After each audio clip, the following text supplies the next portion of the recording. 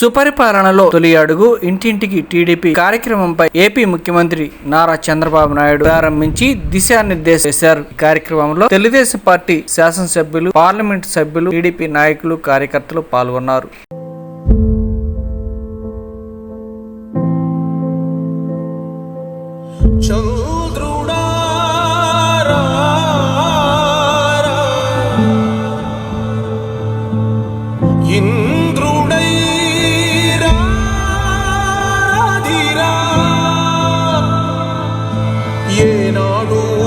పరిపాలన మాకువరం నీ వల్లే ఈ రాష్ట్రపు సంక్షేమం సత్యం నిత్యం సఫలం.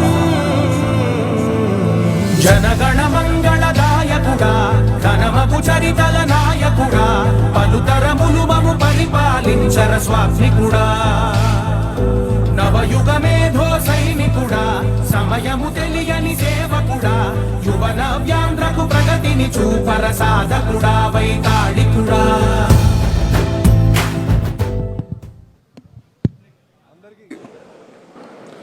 అందరికీ నమస్కారం. తెలుగుదేశం పార్టీ జాతీయ ప్రధాన కార్యదర్శి, విద్యాశాఖ మంత్రినటువంటి లోకేష్ బాబు గారు వేదిక మీద రావాల్సిందిగా కోరుచున్నాను. ఈ సమావేశానికి వచ్చినటువంటి తెలుగుదేశం పార్టీ కుటుంబ సభ్యులందరికీ కూడా నమస్కారాలు తెలియజేస్తూ మీరు ఆశీర్వాదాలు కావాల్సిందిగా ప్రతి ఒక్కరిని కోరుతున్నాం. అలాగే జాతీయ అధ్యక్షులు వారికి స్వాగతం కూడా ఈ సందర్భంగా తెలియజేస్తున్నాం.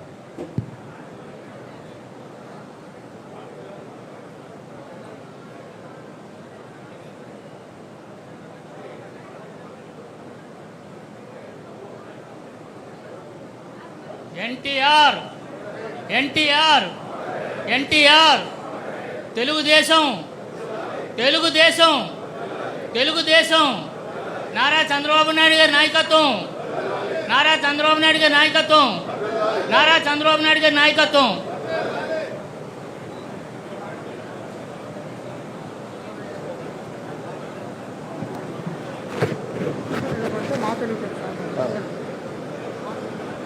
తెలుగుదేశం పార్టీ కుటుంబ సభ్యులందరూ కూడా మా తెలుగు తల్లి పాట సందర్భంగా అందరూ నించవలసిందిగా కోరుచున్నాను.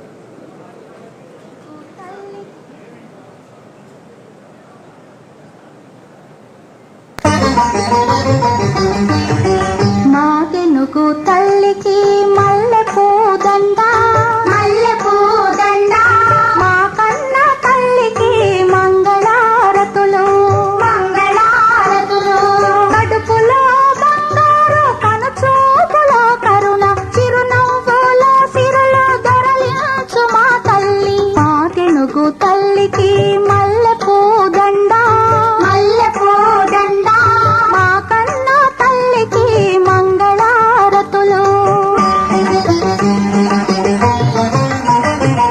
గలగల గోదావరి కదలిపోతుంటేను, బిరబిరా కృష్ణమ్మ పరుగులిడుతుంటేను, బంగారు పంటలే పండుతాయి, మురిపాల ముత్యాలు దొరలుతాయి. మా తెనుగు తల్లికి మల్లె పూదండ, మల్లె పూదండ, మా కన్న తల్లికి మంగళారతులు.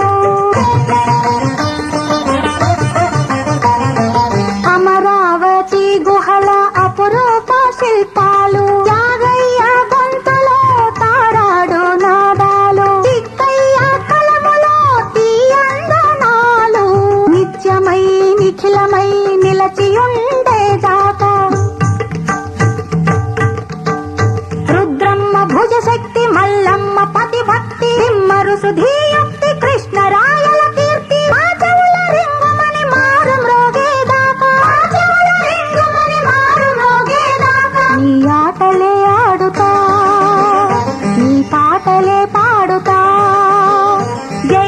తెలుగు తల్లి జై తెలుగు తల్లి జై తెలుగు తల్లి జై తెలుగు తల్లి జై తెలుగు తల్లి జై తెలుగు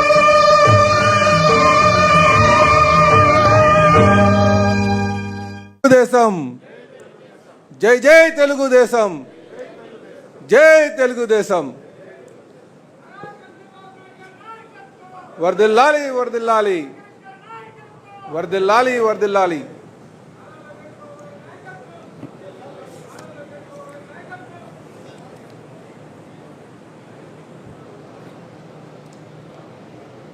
అందరికీ నమస్కారం. మరి ఈరోజు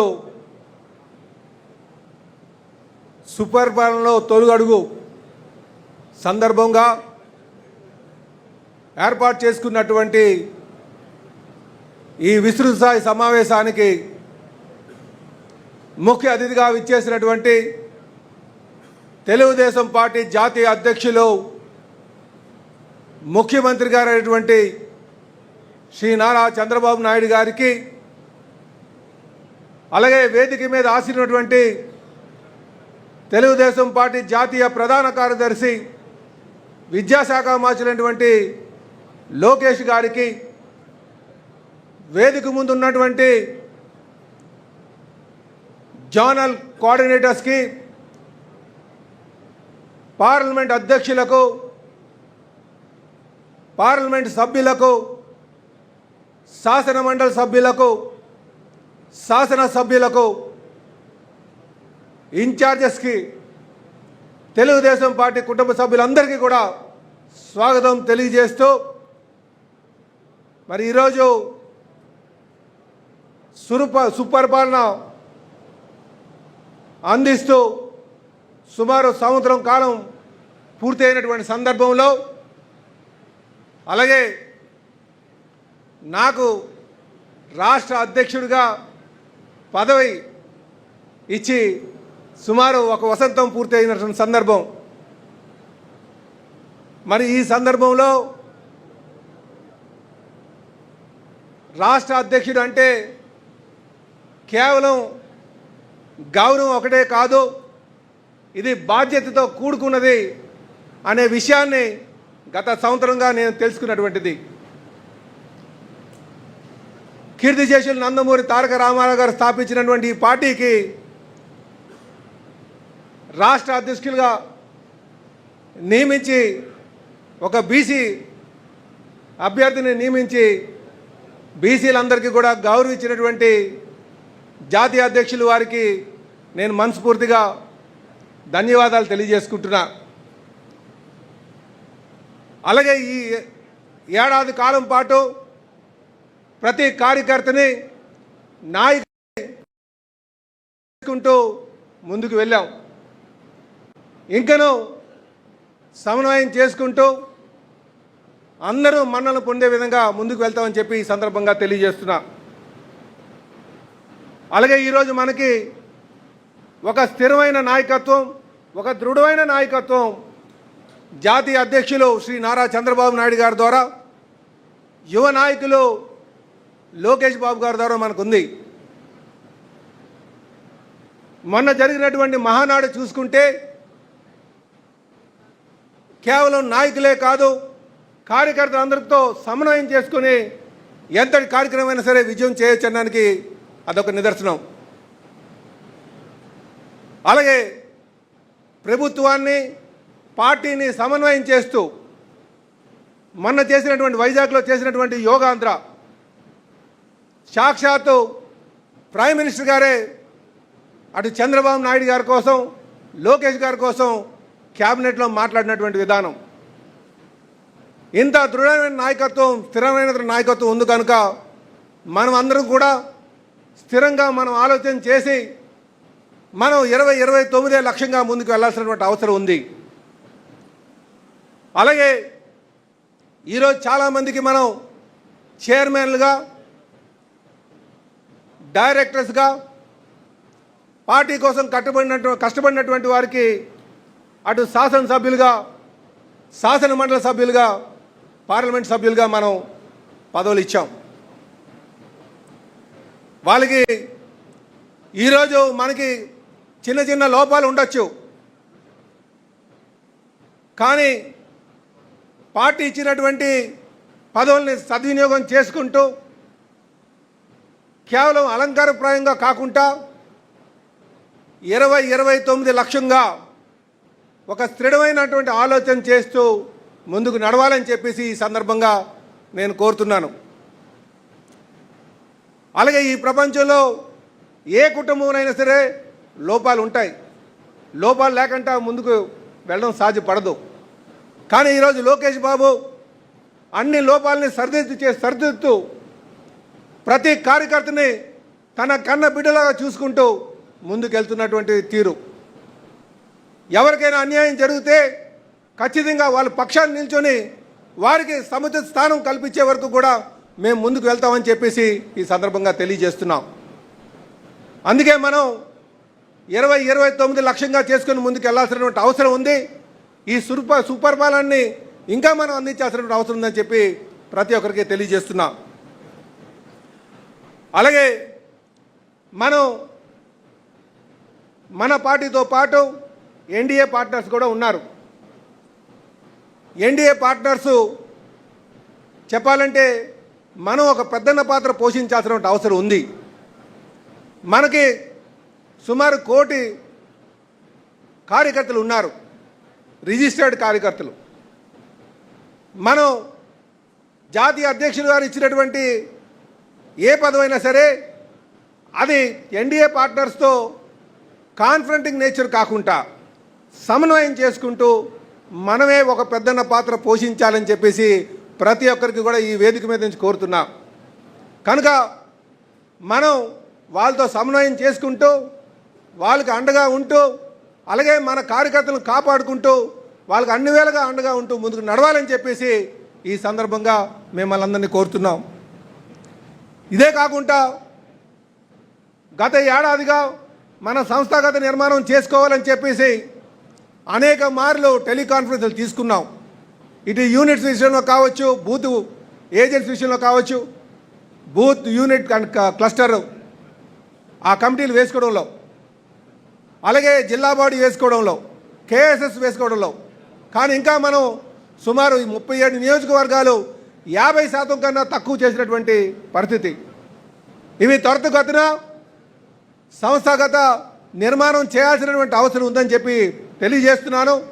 అలాగే మనకి కొంత సీనియర్ నాయకత్వాన్ని మనం తీసుకోవట్లేదు అని కంప్లైంట్స్ కూడా వస్తున్నాయి. వాటిని కూడా మీరు సర్దిద్దాల్సినటువంటి అవసరం ఉందని చెప్పి తెలియజేస్తున్నాను. ముఖ్యంగా జోనల్ కోఆర్డినేటర్సు, పార్లమెంట్ అధ్యక్షులు ఇవి చూసుకొని ముందుకు వెళ్ళాలని చెప్పి కోరుతున్నాం. ఇదే కాకుండా ఈ సుపరిపాలన సందర్భంగా మనం సుపరిపాలన తొలి అడుగు అనే కార్యక్రమాన్ని ఒక 4 రోజుల పాటు తీసుకోబోతున్నాం. రేపు జూలై 2వ తారీఖున చాలామంది మరి ఫారిన్ ట్రిప్ పెట్టుకున్నారు. దయచేసి ఆ ట్రిప్స్ ఏమైనా ఉన్నా సరే, ట్రావెల్ ట్రిప్స్ ఏమైనా సరే ఈ 4 రోజులు పోస్ట్పోన్ చేసుకొని ఈ కార్యక్రమంలో భాగస్వాములు కావాలని చెప్పేసి ప్రతి ఒక్కరిని కూడా కోరుతున్నాం. సోదరులారా, ముగించే ముందు భవిష్యత్ అంటే ఒక ఊహ కాదు, భవిష్యత్ అంటే ఒక సంకల్పన. మనం అందరూ కూడా సంకల్పించుకొని 2029 లక్ష్యంగా ముందుకు నడవాలని చెప్పి కోరుకుంటూ ప్రతి ఒక్కరికి కూడా పేరు పేరున నా నమస్కారాలు తెలియజేస్తూ సెలవు తీసుకున్నాను. జై తెలుగుదేశం, జై తెలుగుదేశం, జై తెలుగుదేశం. నారా చంద్రబాబు గారి నాయకత్వం, నారా చంద్రబాబు గారి నాయకత్వం, నారా చంద్రబాబు గారి నాయకత్వం, యువ నాయకుడు లోకేష్ గారి నాయకత్వం, యువ నాయకుడు లోకేష్ బాబు గారి నాయకత్వం. అమర్ రహే ఎన్టీఆర్, అమర్ రహే ఎన్టీఆర్, అమర్ రహే ఎన్టీఆర్. జై హింద్.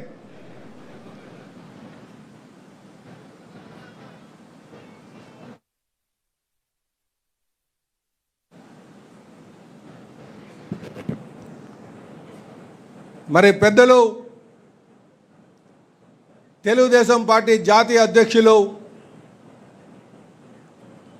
ఎదిగిన కొద్ది ఒదిగి ఉండాలనే ఆలోచన స్ఫూర్తిని పుట్టించేటువంటి నాయకులు ఈ రాష్ట్ర ముఖ్యమంత్రి గారైనటువంటి శ్రీ నారా చంద్రబాబు నాయుడు గారిని వచ్చి వారి యొక్క సందేశం ఇవ్వాల్సిందిగా కోరుచున్నాం.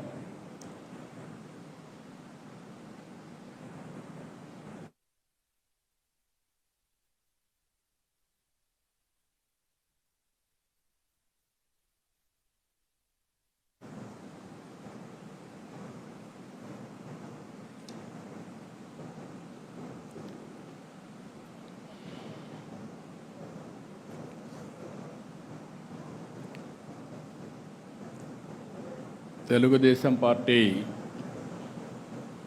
రాష్ట్ర అధ్యక్షులు పల్లా శ్రీనివాస్ గారు, తెలుగుదేశం పార్టీ జాతీయ ప్రధాన కార్యదర్శి లోకేష్ గారు, ఈ కార్యక్రమానికి ఆహ్వానించినటువంటి కేంద్ర రాష్ట్ర ప్రభుత్వాలకు సంబంధించిన మంత్రివర్గ సభ్యులు, మన పార్టీకి సంబంధించి గౌరవ పార్లమెంట్ సభ్యులు, గౌరవ శాసన సభ్యులు, గౌరవ శాసన మండలి సభ్యులు, నియోజకవర్గాల ఇన్ఛార్జీలు, జిల్లాల పార్టీ అధ్యక్షులు, జోనల్ ఇన్ఛార్జెస్, అదే మరిగా అన్ని నియోజకవర్గాల్లో అబ్జర్వర్స్ అయినటువంటి నియోజకవర్గ అబ్జర్వర్లు, వీళ్ళందరినీ ఈ కార్యక్రమానికి మనం ఆహ్వానించాం. ఒక విధంగా చెప్పాలంటే ఇది ఒక ప్రత్యేకమైన కార్యక్రమం. ఫోకస్ అప్రోచ్ తీసుకోవాలనే ఉద్దేశంతోనే ఎవరైతే పదవుల్లో ఉన్న వారిని ఆహ్వానించి ఈ కార్యక్రమాన్ని ఏ విధంగా లాస్ట్ మైలుకి తీసుకుపోవాలనో మీ అందరికీ చెప్పడమే కాకుండా దీన్ని అమలు చేయడం కూడా విత్ ప్రిసిషన్ అండ్ పర్ఫెక్షన్ చేయాలనే ఉద్దేశంతోనే ఈ కార్యక్రమానికి శ్రీకారం చుట్టాం. ఈరోజు మన ప్రభుత్వం వచ్చి సంవత్సరం అయింది. ఏడాది పాలన నిర్ణయాలు, కార్యక్రమాల్ని, పథకాలని, పనుల్ని, విజయాల్ని ప్రజల్లోకి తీసుకెళ్లేందుకు సుపరిపాలన తొలి అడుగు మొన్నే తలపెట్టాం. మొదటి సంవత్సరం సుపరిపాలన తొలి అడుగు అనే పేరుతో పెట్టి మళ్ళీ ప్రజల జీవన ప్రమాణాలు పెంచడానికి, పునరంకితం కావడానికి మొన్నే ఒక వినూత్నమైన కార్యక్రమానికి శ్రీకారం చుట్టాం. ప్రజాప్రతినిధులు, అధికార యంత్రాంగం ఇద్దరు కూడా దగ్గర 2000 మందితో ఒక కార్యక్రమానికి శ్రీకారం చుట్టి ఈ సంవత్సరం ఏం చేశాం, రాబోయే సంవత్సరం ఏం చేయాలి, 5 సంవత్సరాల్లో మనం ఏం చేయబోతున్నాం, 2047కి రాష్ట్రాన్ని ఏ విధంగా ముందుకు తీసుకుపోతామో ఒక నిర్దిష్టమైనటువంటి టార్గెట్స్తో ఆ కార్యక్రమంలో చర్చించాం. ఇందులో కూడా మీరు ఒక్కసారి చూస్తే ఇక్కడ ఉండే వాళ్ళందరం కూడా పాలసీ మేకర్స్. ఇటు శాసనసభలో చట్టాలు తేవాలన్నా, పార్లమెంట్లో చట్టాలు తేవాలన్నా ఇక్కడ మనకు ఒక ప్రత్యేకత ఉంది. ఇక్కడ అసెంబ్లీలో మనం ఒకసారి చూస్తే మనం ఒక ఎన్డీఏ గవర్నమెంట్లో ఉన్నాం, కూటమి ప్రభుత్వం ఉంది. ఈ కూటమి ప్రభుత్వంలో మెయిన్ పార్టీ తెలుగుదేశం పార్టీ, ఇంకొక పక్క జనసేన, అదే మరిగా బీజేపీ, ముగ్గురం కూడా ఉన్నాం. ఈ ముగ్గురు 3 పార్టీలు కలిసి ఎప్పటికప్పుడు సమన్వయంతో ముందుకు పోతున్నాం. మనం అందరం ఒక విషయం గుర్తుపెట్టుకోవాల్సిన అవసరం ఉంది. 5 సంవత్సరాలు ఈ రాష్ట్రంలో అనేక ఇబ్బందులు పడ్డాం. ప్రజలు కూడా అనేక ఇబ్బందులు పడ్డారు. అడుగడుగున అణచివేసే ధోరణితో ముందుకు పోతే మనం అందరం కలిసి ఆ రోజు నేను కానీ, పవన్ కళ్యాణ్ గారు కానీ, బీజేపీ కానీ అందరం కలిసి విధ్వంసం నుంచి మళ్ళీ వికాసం వైపు రాష్ట్రాన్ని పునర్నిర్మాణం చేస్తామని చాలా స్పష్టమైన హామీ ఇచ్చాం. దీన్ని నమ్మారు.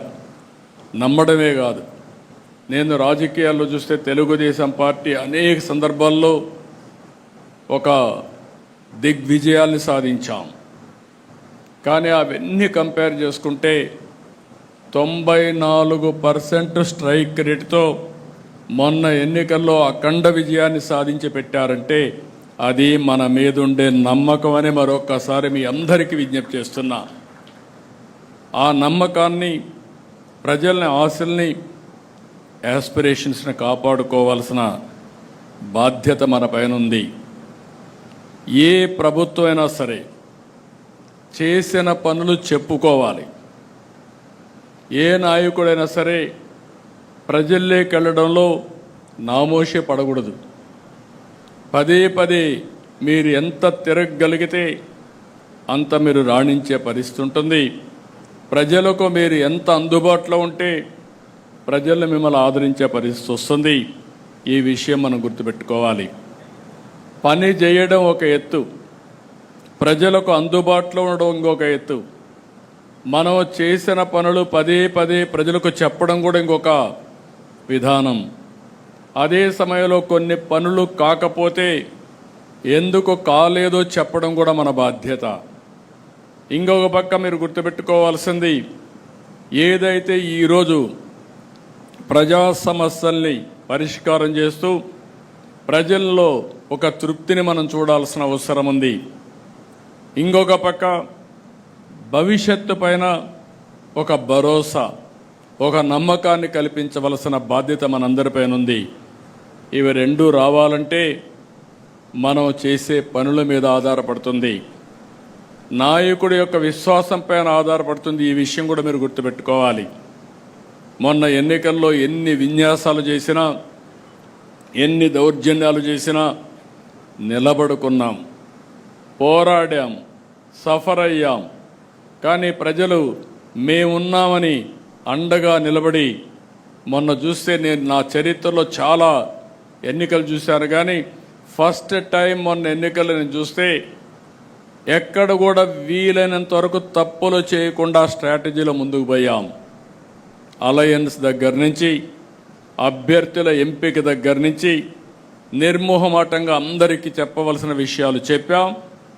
గెలిపే ధ్యేయంగా ఆలోచించాం. అందుకే మీరు ఒక్కసారి చూస్తే మొన్న ఎన్నికల్లో దగ్గర చాలామంది కొత్త వాళ్ళు, పార్లమెంట్ అయితే మెజారిటీ కొత్త వాళ్ళు, అసెంబ్లీ కూడా మెజారిటీ కొత్త వాళ్ళు, ఫస్ట్ టైం వచ్చిన వాళ్ళు చాలామంది వచ్చారు. రెండోది మీరు చూస్తే సోషల్ రీఇంజనీరింగ్ చేశాం. రాష్ట్రంలో మొట్టమొదటిసారిగా జనాభా దామాషా ప్రకారం అన్ని మతాలకి, అన్ని కులాలకి, ప్రత్యేక అన్ని ప్రాంతాల్లో న్యాయం చేయాలనుకున్నాం, న్యాయం కూడా చేశాం. ఇవన్నిటి వల్ల ప్రజల్లో ఒక విశ్వాసం పెరిగింది. ఆ విశ్వాసం మొన్న ఎన్నికల్లో బ్రహ్మాండంగా వచ్చే పరిస్థితి వచ్చింది. ఓసారి గతాన్ని కూడా గుర్తుపెట్టుకోవాలి. తెలుగుదేశం పార్టీ ఎప్పుడు పనులు చేయక ఓడిపోలేదు. 2000 మన పార్టీ పెట్టినప్పటి నుంచి ఈ రాష్ట్రానికి సంక్షేమం అందించిన పార్టీ, సంక్షేమాన్ని ఏ విధంగా చేయాలనో చేసి చూపించిన పార్టీ తెలుగుదేశం పార్టీ. ఆ నాయకుడు నందమూరి తారక రామారావు గారు అనే విషయం మనం గుర్తుపెట్టుకోవాలి. ఒకప్పుడు పరిపాలన అంటే రెగ్యులేటర్ అనుకునే పరిస్థితి నుంచి పరిపాలనకు డెఫినేషన్ మార్చిన పార్టీ తెలుగుదేశం పార్టీ. ఇంకొక పక్క 95 నుంచి నేను ముఖ్యమంత్రి అయినప్పుడు మీరు చూస్తే ఫస్ట్ టైం అప్పుడే ఆర్థిక సంస్కరణలు పివి నరసింహారావు గారు తీసుకొచ్చారు.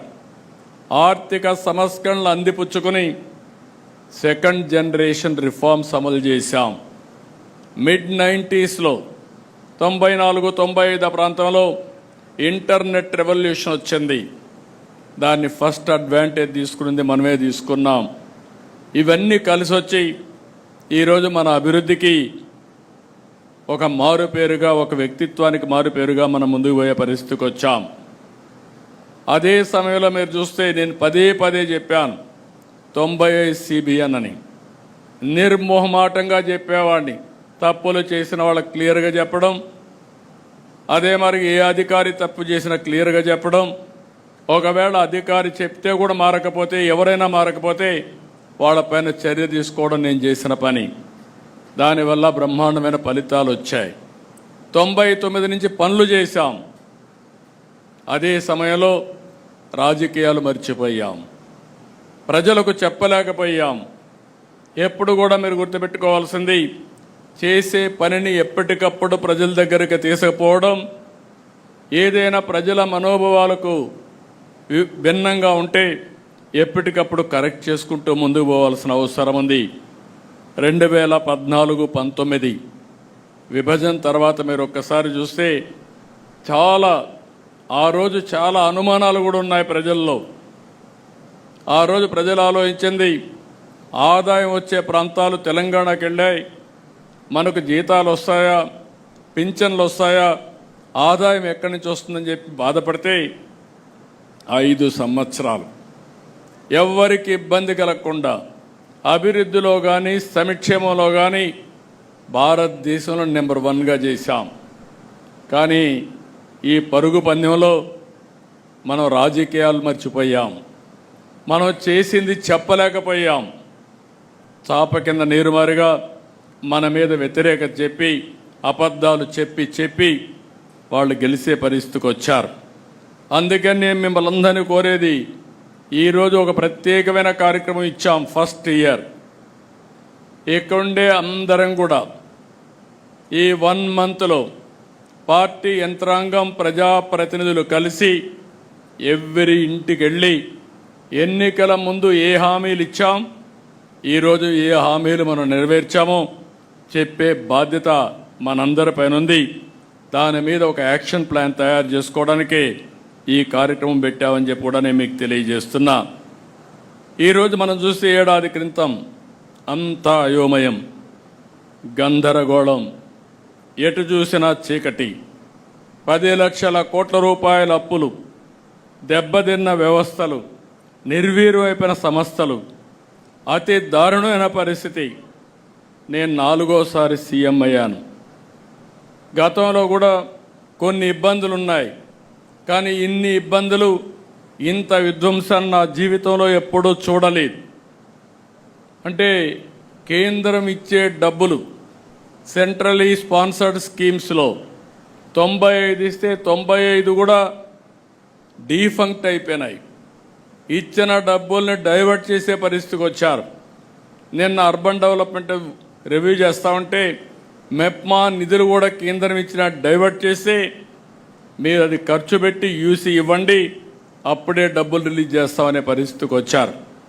ఇప్పటికే దగ్గర 85-86 స్కీముల్ని రివైవ్ చేశాం. దగ్గర 15,000 కోట్ల రూపాయలు వీళ్ళు ఖర్చు పెట్టి, లేకుంటే డైవర్ట్ చేసిన డబ్బుల్ని మళ్ళా ఖర్చు పెట్టి అవన్నీ కూడా మళ్ళీ ట్రాక్లో పెట్టే పరిస్థితికి వచ్చాం. ప్రజలకు ఇచ్చిన ప్రకారం ఈరోజు మనం విధ్వంసం నుంచి వికాసం వైపు ప్రయాణం మొదలుపెట్టాం. నేను అన్ని సెట్ చేశాను నేను చెప్పడం లేదు. అందుకే మీరు చూస్తే సుపరిపాలనలో తొలి అడుగే అన్నాం. ఈ 1 సంవత్సరం మనం వేసింది తొలి అడుగు మాత్రం వేసాం. అయితే ఎన్ని సమస్యలున్నా సమస్యలు చూసి మనం భయపడడం లేదు. ఒక్కొక్క సమస్యని పరిష్కారం చేసుకుంటూ ఎక్కడికక్కడ మనం ముందుకు పోయాం. ఒకే లక్ష్యంగా ముందుకు పోతున్నాం. అదే రాష్ట్ర పునర్నిర్మాణం, పూర్వ వైభవం తేవడం, ఏపీని అగ్రగామిగా చేయడం అనే సంకల్పంతో మనం పనిచేస్తున్నాం. అనేక సవాళ్లు దాటాం. నేను పదే చెప్పాను, ఈరోజు రాష్ట్రంలో మీరు ఒక్కసారి చూస్తే సరైన సమయంలో ప్రజలు కూడా సరైన నిర్ణయం తీసుకుని మనకు సహకరించారు. మొన్న ఎన్నికల్లో మీరు చూస్తే అటు కేంద్రంలో ఎన్డీఏ ప్రభుత్వం వచ్చినప్పుడు మనం క్రూషియల్గా తయారయ్యే పరిస్థితికి వచ్చాం. ఎప్పుడు కూడా తెలుగుదేశం పార్టీని మీరు గుర్తుపెట్టుకోవాలి, బ్లాక్మెయిల్ రాజకీయాలు ఎప్పుడు మనం చెయ్యం. విశ్వసనీయతకు మారుపేరుగా రాజకీయాలు చేశాం. మనకు అధికారం ముఖ్యం కాదు, రాష్ట్ర అభివృద్ధి ముఖ్యం, తెలుగు జాతి ప్రయోజనాలు ముఖ్యం, రాష్ట్ర ప్రయోజనాలే ముఖ్యంగా మనం ముందుకు పోయాం. అదే సమయంలో మనం ఒక్కసారి మీరు ఆలోచిస్తే ఎప్పుడు అధికారంలో లేక మనం చాలా అవకాశాలు వచ్చాయి. ఒక్క మాటలో చెప్పాలంటే ఏ రాజకీయ పార్టీకి రానన్ని అవకాశాలు మనకు వచ్చాయి. ఒక ప్రాంతీయ పార్టీ నేషనల్ ఫ్రంట్ పెట్టి కేంద్రంలో ప్రభుత్వాన్ని ఏర్పాటు చేసిన నాయకుడు నందమూరి తారక రామారావు గారు, ఎన్టీఆర్. ఆ తర్వాత యునైటెడ్ ఫ్రంట్ పెట్టి 2 గవర్నమెంట్ని మనం ఏర్పాటు చేశాం. ఆనాటి గవర్నమెంట్లోనే ఎర్రమనాయుడు గారు కేంద్ర మంత్రిగా ఉత్తరాంధ్ర నుంచి వచ్చారు. తర్వాత ఈరోజు రామ్మోహన్ నాయుడు కేంద్రంలో మంత్రిగా ఉండే పరిస్థితికి వచ్చారు. అదే సమయంలో మీరు ఒకసారి ఆలోచిస్తే ఎన్డీఏ 1 వాజ్పేయి గారి గవర్నమెంట్, ఆ రోజు మెజారిటీ సభ్యులు, సుస్థిరమైన ప్రభుత్వానికి తెలుగుదేశం పార్టీ కూటమిలో భాగస్వాములై చిత్తశుద్ధితో పనిచేశాం. 2014లో మళ్ళా అవకాశం వచ్చింది. 2024లో మళ్ళీ మనకు అవకాశం వచ్చే పరిస్థితికి వచ్చింది. కేంద్రంలో ఎప్పుడు అవకాశాన్ని వచ్చినా మనం ఆ అవకాశాన్ని రాష్ట్ర అభివృద్ధి కోసమే ఉపయోగించుకుంటున్నాం. ఈ రోజు కానీ కేంద్ర ప్రభుత్వం కానీ సహకారం లేకపోతే వెంటిలేటర్ పై నుండే రాష్ట్ర ఆర్థిక పరిస్థితిని బయట తీసుకొచ్చే పరిస్థితి కూడా లేదు. వారు సహకరించారు. దాంతో ఒక్కొక్క సమస్యని పరిష్కారం చేసుకుంటూ ముందుకు పోతున్నాం. మనం అందరం ఒకటి గుర్తుపెట్టుకోవాలి, 1 ఇయర్ కంటే ముందున్న సమస్య ఈరోజు లేదు. అట్లని చెప్పి సమస్యలన్నీ పరిష్కారం అయిపోయినాయి, కంఫర్టబుల్గా వచ్చామని కాదు. జరిగిన విధ్వంసం 20-30 సంవత్సరాల రాష్ట్రాన్ని ఎనికినెట్టేసింది. ఆర్థిక ఇబ్బందులున్నాయి.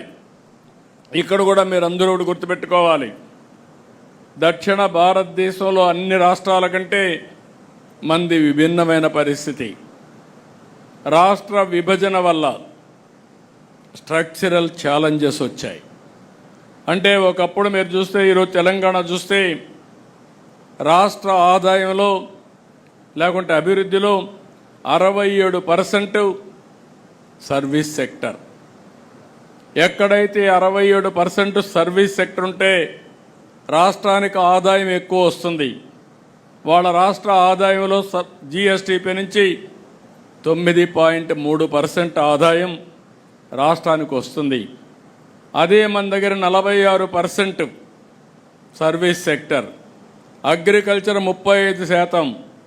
దీనివల్ల మనకు వచ్చే జీఎస్టీపీ నుంచి 6.3% మనకు ఆదాయం వస్తుంది. ఇది ఒక పెద్ద సవాల్.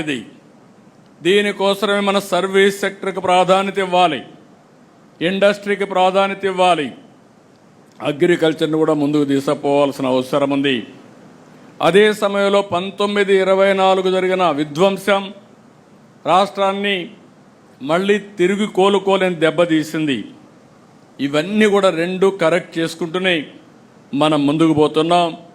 చెప్పిన హామీలు అమలు చేయడం కోసం అడుగడుగు ముందుకేసాం.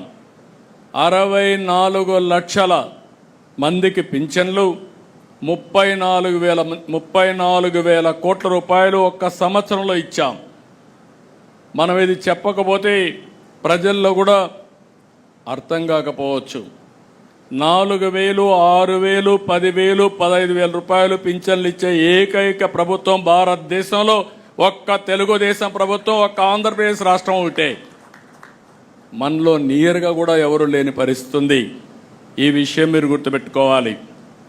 మత్స్యకార భరోసా కింద 20,000 రూపాయలు చొప్పున 259 కోట్లు ఇచ్చాం. తల్లికి వందనం మనం హామీ ఇచ్చాం.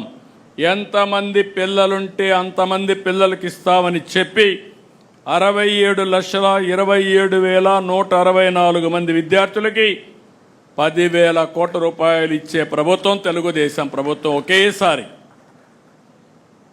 దీంట్లో కూడా మొన్న 1వ తరగతి 11వ తరగతి అడ్మిషన్స్ కావాలి, అడ్మిషన్స్ అయిన వెంటనే ఇస్తున్నాం. ఇంకొక పక్కన దీపం 2 కింద 2,601 కోట్ల రూపాయలు ఇచ్చాం. 3 సిలిండర్లు ఇస్తున్నాం. 55,57,000 మెట్రిక్ టన్నులు ధాన్యాన్ని కొనుగోలు చేశాం. 13,584 కోట్ల రూపాయలు పే చేశాం. ఏదైతే మార్కెట్ ఇంటర్వెన్షన్ కింద ఇబ్బందులు వస్తే కోకోకి కేజీకి 50 రూపాయలు, మామిడికి కేజీకి 4 రూపాయలు, అంటే మార్కెట్ ధర పూర్తిగా దెబ్బతింటే ప్రతి ఒక్క కేజీకి 4 రూపాయలు ఇస్తున్నాం. ఇంకో పక్క పొగాకైతే కొనేవాళ్ళు లేకపోతే మనమే కొనే పరిస్థితి. రాబోయే సంవత్సరం దీన్ని ఏ విధంగా అమ్మాలనో దానికి ఒక ప్రణాళిక తయారు చేసుకుంటున్నాం. పామాయిల్కి ఇబ్బంది వచ్చినా, మిర్చికి ఇబ్బంది వచ్చినా ఎక్కడికక్కడ మానిటర్ చేస్తూ మార్కెట్ ఇంటర్వెన్షన్ కానీ సరైన సమయంలో కేంద్ర పాలసీల్ని మార్చడానికి కూడా వారితో కూడా మాట్లాడుతూ ఎప్పటికప్పుడు అనుసంధానం చేసుకుంటూ ముందుకు పోతున్నాం. మెగా డిఎస్సి 16,347 ఉద్యోగాలకు నోటిఫికేషన్ ఇచ్చాం. ట్రాన్స్పరెంట్గా చేస్తున్నాం. ఈవెన్ ఎక్కడ కూడా ఒక జీరో మిస్టేక్ లేకుండా చేయబోతున్నాం. ఇంకో పక్క అన్నా క్యాంటీన్లు 204 పెట్టాం. ప్రతి నియోజకవర్గంలో ఒక అన్నా క్యాంటీన్ పెట్టడానికి నిర్ణయం చేశాం. 5 రూపాయలకే పేదవాడి ఆకలి తీరుస్తున్నాం. వచ్చే నెల కేంద్ర ప్రభుత్వం కూడా అన్నదాత సుఖీభవ కింద డబ్బులు ఇస్తారు. అదే రోజు మన డబ్బులు కూడా వేస్తాం. ఆ రోజున మీరందరూ భాగస్వాములై దీన్ని లాజికల్గా తీసుకుపోయే బాధ్యత తీసుకోవాలి. ఈ సంవత్సరం నుంచి కేంద్రం ఇచ్చే సమయంలో మన వాటా కూడా వేసి ఏదైతే చెప్పిన మాట నిలబెట్టుకోవడానికి ప్రతి రైతుకు 20,000 రూపాయలు ఇచ్చే బాధ్యత మనది. ఆ విషయం మీరు గుర్తుపెట్టుకోవాలి. నిన్న కూడా రివ్యూ చేశా. ఆడబిడ్డలకు ఉచిత ప్రయాణ సౌకర్యం ఆగస్టు 15 స్టార్ట్ చేస్తున్నాం. అన్నీ కూడా ఎట్లా చేస్తే బాగుంటుందో వర్కౌట్ చేస్తున్నాం.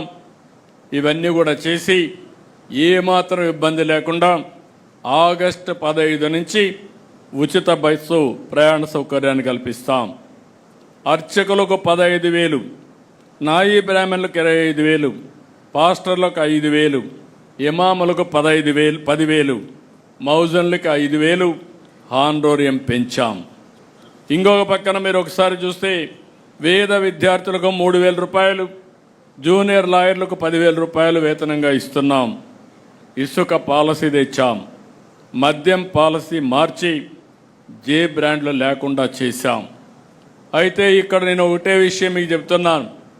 పాలసీలు ఎంత మంచివైనా దాన్ని అమలు చేయడంలో తూట్లు పొడిస్తే సమస్యలు వస్తాయి. ప్రజల విశ్వాసాన్ని కాపాడుకోవాలంటే ట్రూ స్పిరిట్తో మనందరం కూడా పనిచేస్తే తప్ప, ఎవరెవరి పరిధిలో పనిచేస్తే తప్ప ఇది సాధ్యం కాదు. ఆ విషయం కూడా మీరు గుర్తుపెట్టుకోవాల్సిన అవసరం ఉంది.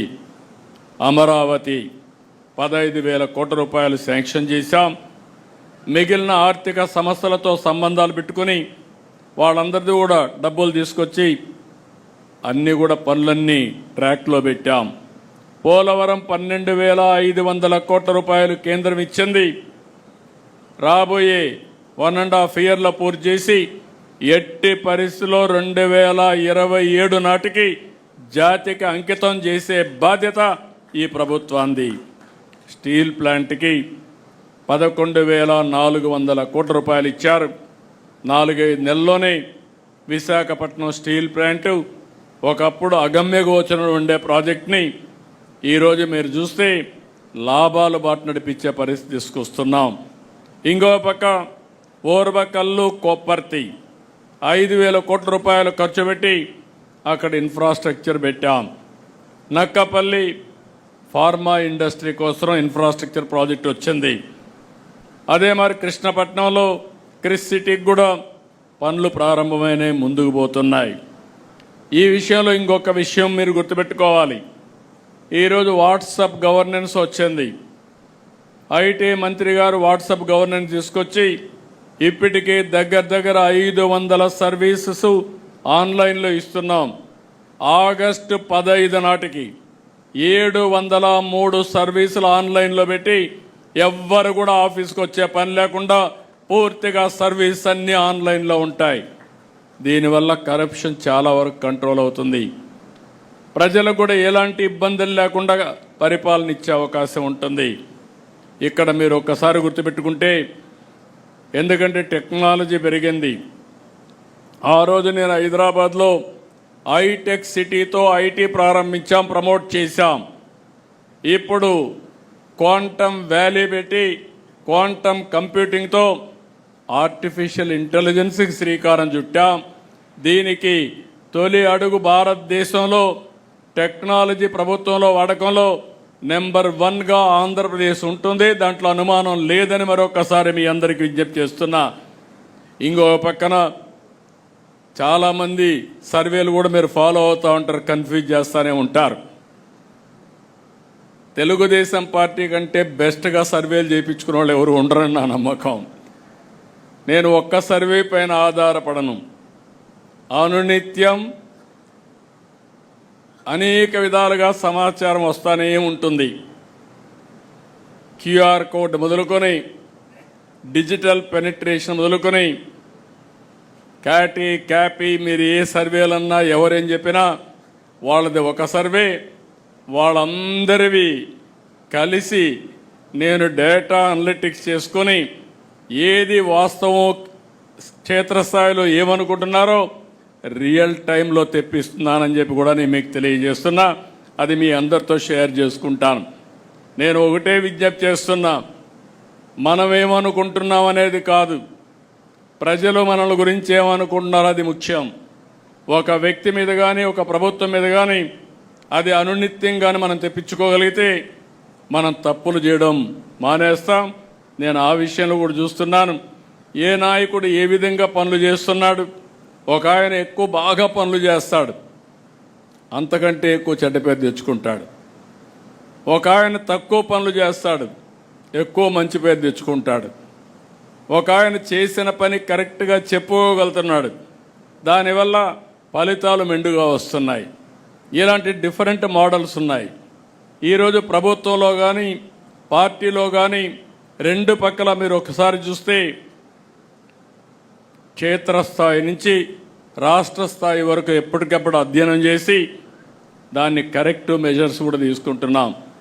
నేను మిమ్మల్ని అందరినీ ఒకటే కోరుకుంటున్నా, మళ్ళీ మీరు గెలవాలని.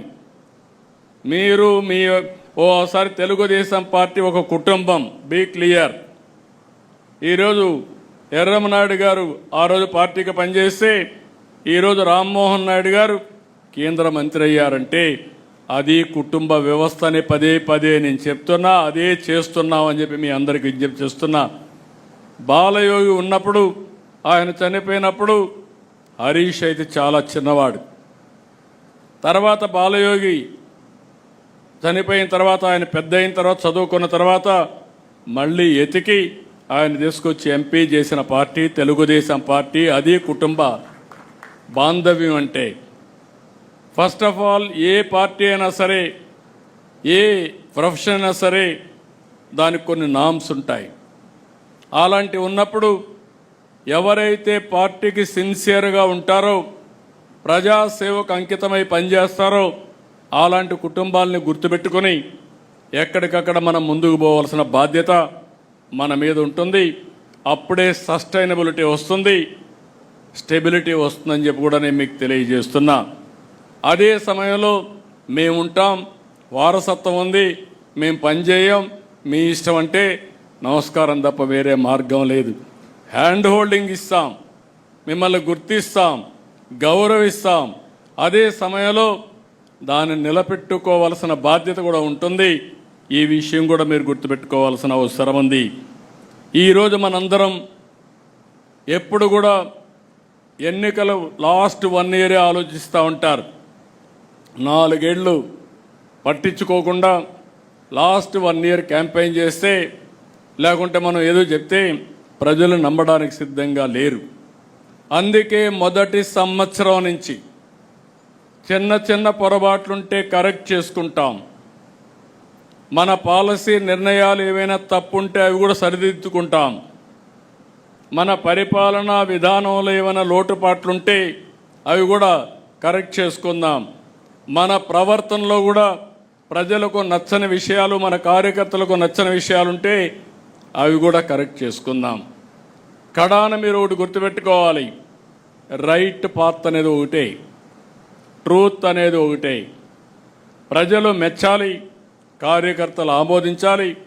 తెలుగుదేశం పార్టీ ఎన్నికలప్పుడు ఏ మెజారిటీ వచ్చిందో దానికంటే అనునిత్యం ఇంకా మెజారిటీ పెంచుకునే విధంగా ప్రజా విశ్వాసాన్ని పెంచుకోవడం కోసం మనం పనిచేస్తున్నామని చెప్పి కూడా నేను మీకు తెలియజేస్తున్నా. ఇది మీకు అందరికీ కూడా కొంత కొత్త అనిపించవచ్చు, ఏంటి ఇవన్నీ అవసరం అని అనిపించవచ్చు. కానీ మనం చేసే పనులు నేను డిఫరెంట్ టైమ్స్లో డిఫరెంట్ చేశాను. ఒకప్పుడు 95లో మీరు ఒక్కసారి చూస్తే నేను వస్తున్నానంటే రాష్ట్రంలో అందరూ భయపడిపోయేవాళ్ళు. ఎక్కడ హెలికాప్టర్ ఎక్కుతానో తెలియదు. ఐఏఎస్ ఆఫీసర్లు కానీ, మన మంత్రులు కానీ, మన ఎమ్మెల్యేలు కానీ అందరికీ భయం ఉండేది. అందుకే తప్పులు చేయడానికి సాహసించేవాళ్ళు కాదు. ఇప్పుడు కాలం మారింది, కానీ టెక్నాలజీ వచ్చింది.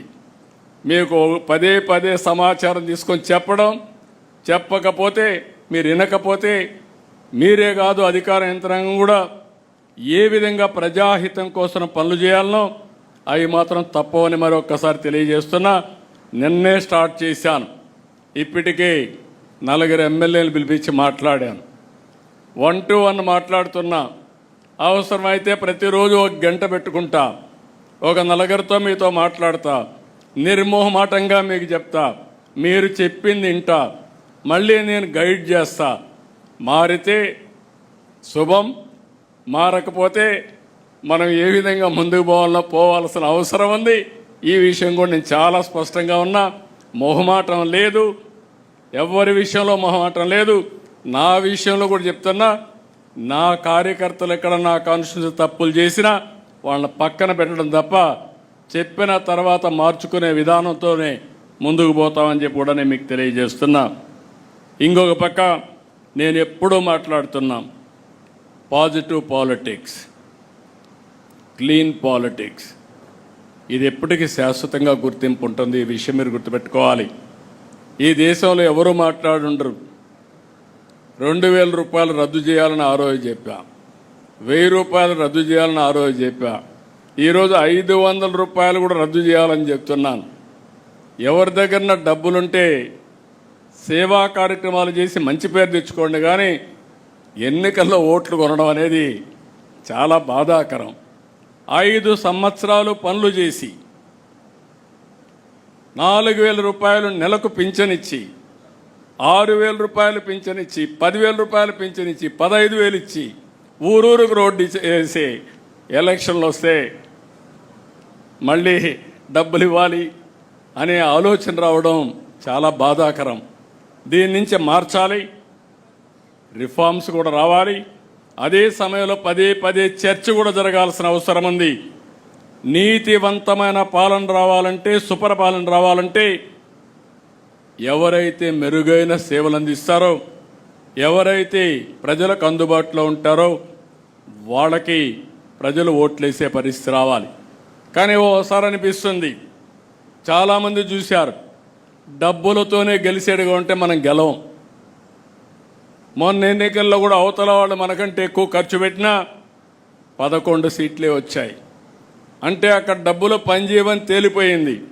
కానీ మనం మాత్రం ఆ సమయం వస్తే ఆత్రపడతా ఉంటాం, ఆరుద్దా ఉంటుంది. ఇలాంటి సమస్యలు ఉన్నాయి. దీన్ని కూడా ప్రజా చైతన్యంలో భాగంగా మనం మాట్లాడాల్సిన అవసరం ఉంది.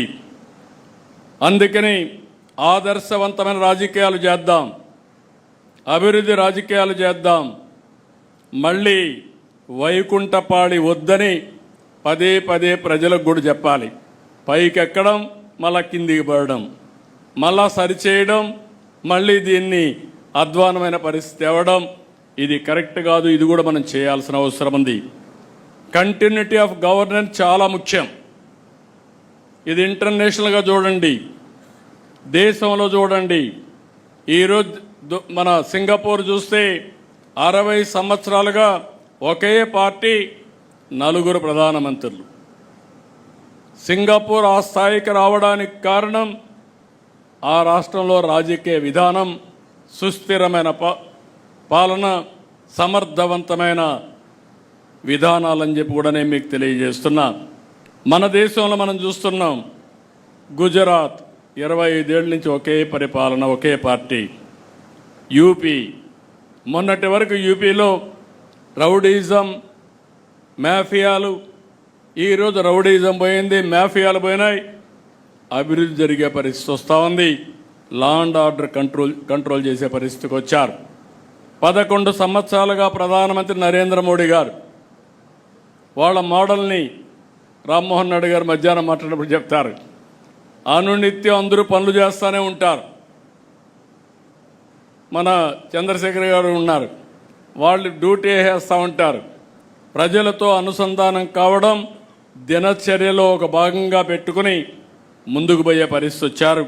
అందుకే ఈరోజు మీరు చూస్తే 11వ స్థానం నుంచి ఆర్థిక వ్యవస్థ దేశంలో 4వ స్థానానికి వచ్చే పరిస్థితి వచ్చింది. ఇలాంటివన్నీ కూడా ప్రజల్లో చర్చనీయం చేయాలి, డిస్కషన్ చేయాలి. 5 ఏళ్ల తర్వాత ఎన్నికలు ఉన్నాయి, 5 ఏళ్ల తర్వాత లాస్ట్లో మాట్లాడదామంటే మీరు ఆ రోజు ఏం మాట్లాడినా ఎన్నికల కోసం మాట్లాడుతున్నారని, స్వార్థం కోసం మాట్లాడుతున్నారని ప్రజలు అర్థం చేసుకునే పరిస్థితి ఉంటుంది. అందుకే మనందరం గుర్తుపెట్టుకోవాలి, 19లో కానీ మనం గెలుసుంటే ఈ రాష్ట్రం ఎక్కడుండేది.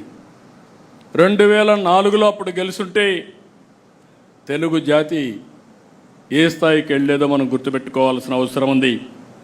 ఇక్కడ ఇంకొక విషయం కూడా, రాష్ట్రంలో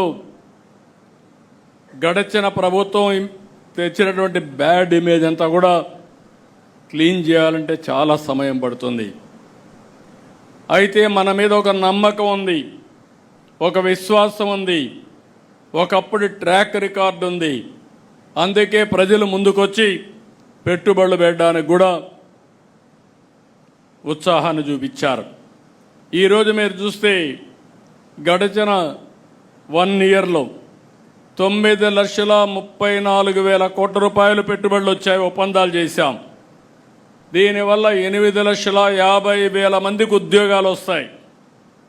ఈరోజు TCS, Google, Cognizant, Arcelor Mittal, BPCL, Reliance, Adani, Birla, Jindal, all brands are here. ఇంకా చిన్న చిన్న కంపెనీలు అన్నీ వచ్చాయి. ఆల్మోస్ట్ అన్ని కంపెనీలు వచ్చే పరిస్థితికి వచ్చింది. మనం కూడా ఒక ప్రణాళిక ప్రకారం వర్కౌట్ చేస్తున్నాం. ఉత్తరాంధ్ర కేంద్రంగా విశాఖపట్నాన్ని, అమరావతి కేంద్రంగా ఈ ప్రాంతాన్ని, అదే మరి తిరుపతి ఆ ప్రాంతాన్ని అవసరమైతే 5 జోన్స్గా చేసుకుని ఏ విధంగా అభివృద్ధి చేయాలనో అభివృద్ధి కోసం ప్రణాళికలు కూడా తయారు చేస్తున్నాం. అదే మరిగా రతన్ టాటా ఇన్నోవేషన్ హబ్ కింద హబ్ అండ్ స్పోక్ మోడల్ పెట్టుకొని ప్రతి ఒక్క ఇంటికి ఒక ఆంటర్ప్రెన్యూర్ని ప్రమోట్ చేయాలని కూడా ఆలోచిస్తున్నాం. ఇంకొక పక్క మీరు చూస్తే ఉత్తరాంధ్ర సుజల స్రవంతి, దీనికి కూడా శ్రీకారం చుట్టాం. ఈ సంవత్సరం అనకాపల్లి వరకు నీళ్లు వెళ్తాయి. రాబోయే సంవత్సరం విశాఖపట్నం నుంచి అవసరమైతే దీన్ని వంశధార వరకు కూడా కనెక్ట్ చేసే దానికోసం ఒక ఆలోచన పెట్టుకొని ముందుకు పోతున్నాం. ఇంకొక పక్క ఎప్పుడూ పెట్టని విధంగా రాయలసీమలో అందరి నీవా పైన ఒక్క సంవత్సరం 3,873 కోట్ల రూపాయలు ఖర్చు పెట్టి పనులు పూర్తి చేసిన పార్టీ తెలుగుదేశం పార్టీ అని చెప్పి కూడా నేను మీకు తెలియజేస్తున్నా. ఇది మనం చెప్పకపోతే, పదే పదే చెప్పకపోతే ప్రజలకు అర్థం కాదు. ఈ విషయం కూడా మీరు గుర్తుపెట్టుకోవాలి. ఇంకో పక్క రాయలసీమలో aerospace, defence, automobile, electronics, food processing పరిశ్రమలు తీసుకొస్తున్నాం. ఓర్వకల్లో డ్రోన్ సిటీ, తిరుపతిలో లేపాక్షి, కడపలో జిందాల్తో steel plant, Kopparthi industrial park కూడా తీసుకొస్తున్నాం. విశాఖపట్నంలో పెద్ద ఎత్తున యు నేమ్ ఎనీథింగ్ అన్నీ కూడా వచ్చే పరిస్థితి వచ్చింది. గూగుల్ వస్తూ ఉంది, విమానాశ్రయం పూర్తి అవుతూ ఉంది, ఇంకో మెట్రో తీసుకొస్తున్నాం. ఇంకో పక్క 2 స్టీల్ ప్లాంట్లు. అంటే భారతదేశంలో ఒక జిల్లాలో ఇంత పెద్ద ఎత్తున స్టీల్ ప్రొడ్యూస్ చేసే రాష్ట్రం లేదు, జిల్లా లేదు. అలాంటి మిత్తల్ది కానీ ప్లస్ విశాఖపట్నం స్టీల్ ప్లాంట్ 2 వచ్చే పరిస్థితికి వచ్చింది. ఇంకొక పక్కన మీ అందరికీ పదే పదే చెప్పాను, PM Surya Ghar, roof top solar, 20 లక్షల ఫ్యామిలీస్లో మనం దీన్ని తీసుకెళ్లాలనుకున్నాం. నిన్నే కుప్పంలో టెండర్ పిలిచారు, బాగానే కాస్ట్ ఎఫెక్టివ్గా వచ్చింది. దాన్ని రోల్ అవుట్ చేయమన్నా త్రూ అవుట్ ది స్టేట్ చేస్తున్నాం. మీ క్యాంపెయిన్లో ఇది కూడా మీరు తీసుకోవాలి. ఎవరైతే ఎస్సీ ఎస్టీలకి పూర్తిగా మనమే పెట్టి ఫ్రీ కరెంట్ ఇస్తాం, వాళ్ళకి కానీ సర్ప్లస్గా కానీ ప్రొడ్యూస్ చేస్తే అది గ్రిడ్కి ఇస్తే అదనంగా వాళ్లకు మానిటైజేషన్ వస్తుంది. అదే మాదిరిగా బీసీలకు 98,000 వరకు 3 కిలోవాట్ల వరకు వాళ్ళు సోలార్ పెట్టుకోవడానికి వెసులుబాటు ఇస్తాం. అదే సమయంలో ఓసీలకు కూడా 70,000 రూపాయలు మనం సబ్సిడీ ఇచ్చే విధంగా, దగ్గర 78,000 రూపాయలు సబ్సిడీ ఇచ్చే విధంగా ఎన్ని కిలోవాట్లు పెట్టుకున్నా ఇచ్చే ఏర్పాటు చేస్తాం. దీన్ని ప్రమోట్ చేయాలి, మన కార్యకర్తలకు కూడా చెప్పాలి. దీన్ని పెట్టుకోగలిగితే కరెంటు ఛార్జీలు కట్టే పరిస్థితి ఉండదు.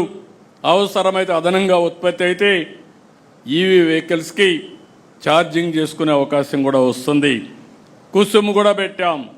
ఎవరైనా ముందుకు రైతులు వస్తే కుసుమ్ కింద వాళ్లకు ఫ్రీగా పెట్టించి అదనపు కరెంటు అమ్ముకునే విధంగా, అదనపు కరెంటు వాళ్ళు వేరే విధంగా వాడుకోవడానికి కావాలంటే ఇంటికి వాడుకోవడానికి కూడా పెడతాం. ఇవన్నీ మనం చేసిన పనులు చెప్తూనే జరిగే రాజకీయాలు కూడా మీరు చెప్పాలి. నేడు రాజకీయాలు పూర్తిగా మారిపోయినాయి. ఈరోజు మీరు ఒకసారి చూస్తే ఎకనామిక్ టెర్రరిస్టులు వచ్చే పరిస్థితి వచ్చింది. పదే పదే మనం మాట్లాడుతున్నాం, టెర్రరిజం ప్రపంచానికే పెద్ద ప్రమాదం అని. అదే సమయంలో ఎకనామిక్ టెర్రరిజం కూడా దేశ ఆర్థిక వ్యవస్థకి, రాష్ట్ర ఆర్థిక వ్యవస్థకి అంతే ప్రమాదం. ఇంకో పక్క క్రిమినల్స్ రాజకీయ ముసుగులో తిరుగుతున్నారు. నేను పదే పదే చెప్పాను, ఈ విషయం కూడా మీరు అధ్యయనం చేసుకోవాల్సిన అవసరం ఉంది. తీవ్రవాద సమస్య, ఫ్యాక్షన్ పాలిటిక్స్, అదే సమయంలో కమ్యూనల్ వైలెన్స్, రౌడీజం నిర్మోహమాటంగా అణిచివేశాం. అక్కడ రాజీ లేదు, అడ్డంకులు లేవు. కానీ ఇక్కడ వచ్చింది అలాంటి రౌడీలే రాజకీయ ముసుగేసినప్పుడు ఆ ముసుగులో కానీ మనం ఏమారి ఏమాత్రం కూడా అప్రమత్తంగా ఉండకపోతే చాలా ప్రమాదం వస్తుంది. అదే జరిగింది. 2019 ఎన్నికల ముందు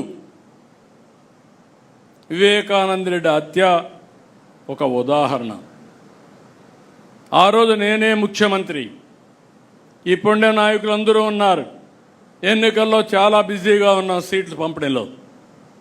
తెల్లవారితో నిద్రలేస్తే వార్త సాక్షి పేపర్లో గుండెపోటుతో చనిపోయాడు. నేను కూడా నమ్మాను.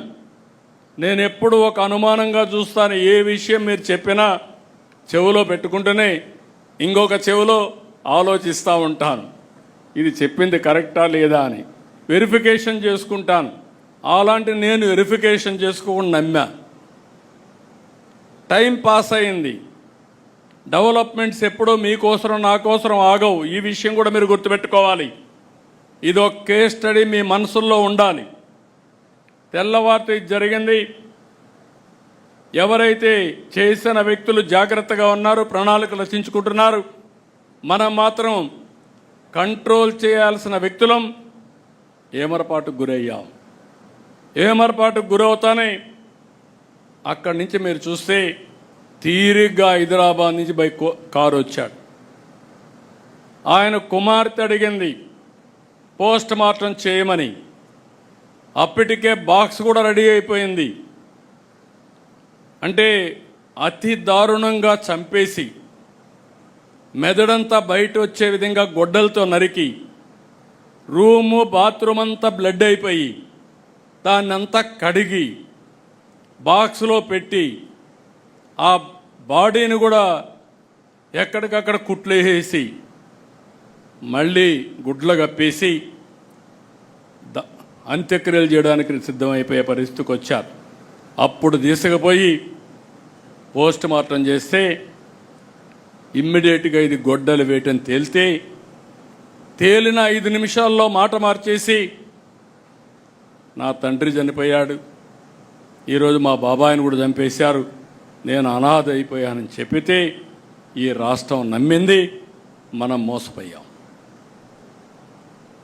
ఒక్క విషయం మీరు గుర్తుపెట్టుకోవాలి, ఇక్కడ ఉండేవాళ్ళు పాలసీ మేకర్స్ ఉన్నాం, పాలసీని ఎగ్జిక్యూట్ చేసే మంత్రులు ఉన్నాం.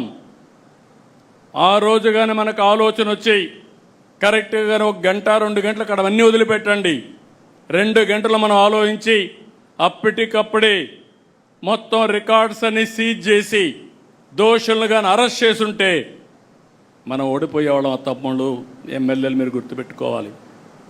That is politics. Right time, తప్పు చేసినా ఏది జరిగినా రైట్ టైంలో సరైన నిర్ణయం తీసుకుంటే అక్కడి నుంచి ఏదైనా కంట్రోల్ చేసే అవకాశం వస్తుంది. కానీ మనం పెద్ద మనుషులం, మనం ఇలా విధంగా ఆలోచించాం కాబట్టి ఏం జరిగినా మనం నిమిత్త మాత్రం అంటే రాష్ట్రం నష్టపోతుంది. అదే జరిగింది. అదొక సంఘటన కాదు, కోడికత్తి డ్రామా చూశారు, గులకరాయి డ్రామా చూశాం. అది అధికారంలో ఉండి ఒకప్పుడు అపోజిషన్లో ఉండి బాబాయ్ హత్య, అపోజిషన్ అయిపోయిన తర్వాత అధికారంలో ఉంటే మళ్ళీ డ్రామాలు. ఇప్పుడు మళ్ళీ అపోజిషన్లోకి వస్తే ఇంటి దగ్గర ఫైర్ యాక్సిడెంట్ అనే పేరు పెట్టి గడ్డేదో గాలిందని దాన్ని రాజకీయం చేయడం. అది చేసినప్పుడు మీ ఇంట్లో టీవీలు ఉన్నాయి, సీసీటీవీ కెమెరాలు ఉన్నాయి, డేటా ఇమ్మంటే నేను డేటా ఇవ్వను, నువ్వేం చేసుకుంటా చేసుకో, కానీ మీరు నాకు సెక్యూరిటీ లేకుండా చేస్తాను ఎదురుదాడి చేయడం. నిన్న మొన్న మీరు చూశారు, ఒక రాజకీయ నాయకుడు పరామర్శిస్తాడు, తప్పు లేదు, పరామర్శించేవాడు ఎవరిని పరామర్శించాలి? గంజాయి బ్యాచ్నా, రౌడీ షీటర్నా? అంటే మీ పార్టీలో ఉండే రౌడీ షీటర్లు గంజాయి బ్యాచ్ని మీరు ప్రోత్సహిస్తే మేము యాక్షన్ తీసుకుంటే అది తప్పు. యాక్షన్ తీసుకోకపోతే మీ అందరికీ లైసెన్సు.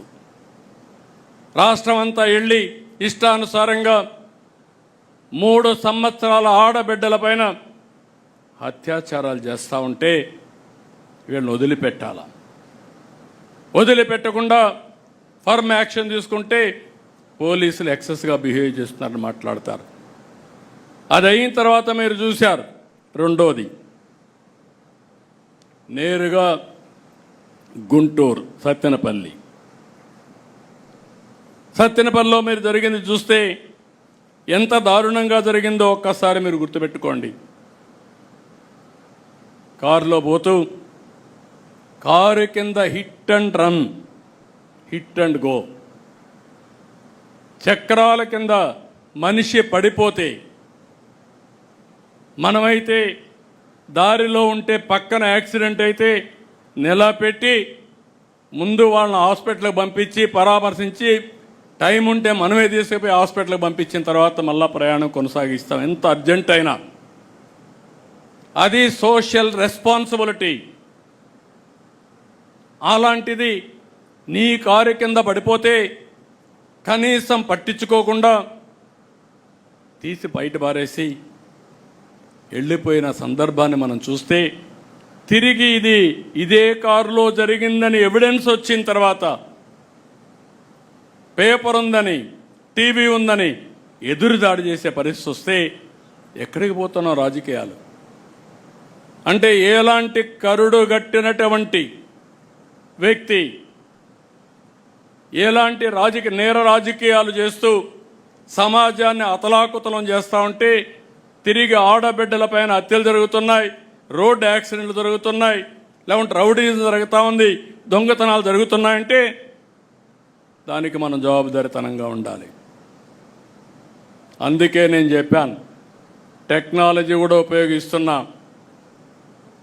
ఎవ్రీవేర్ టెక్నాలజీ కూడా ఉపయోగించి ఎవరైనా సరే తప్పులు చేస్తే వాళ్ళని సాక్ష్యాధారాలతో పెట్టి ప్రజల్లో చైతన్యం తీసుకొచ్చి వీళ్ళ అరాచకాలకు అడ్డుకట్టేసే విధంగా ఈరోజు కార్యక్రమాలు చేస్తున్నాను.